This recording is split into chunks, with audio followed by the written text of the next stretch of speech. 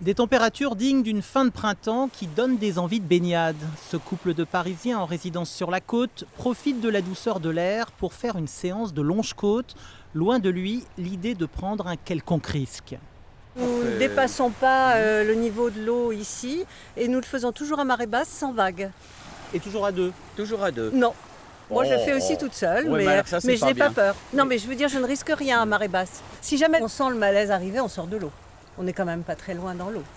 Attention, nous dit ce responsable d'association sportive, nous sommes au cœur de l'hiver, la température de l'eau est à 9 degrés et ce n'est pas la douceur de ces derniers jours qui peut la faire monter. Il faut sécuriser au maximum toutes les activités dans l'eau.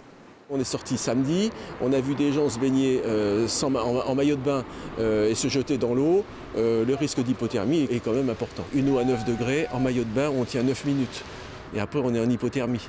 Alors qu'avec une combinaison, un équipement, une cagoule, des gants, des chaussons, nous on fait des sorties de 1 heure, 1 heure et quart. Autre élément important à prendre en compte en cette période hivernale, l'absence de postes de secours sur les plages. La règle de base, c'est jamais être tout seul, jamais.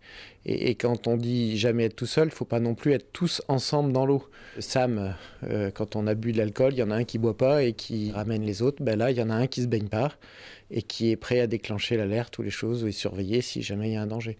C'est pareil. Les noyades sont responsables chaque année d'environ 1000 décès. Il s'agit de la première cause de mortalité par accident de la vie courante chez les moins de 25 ans.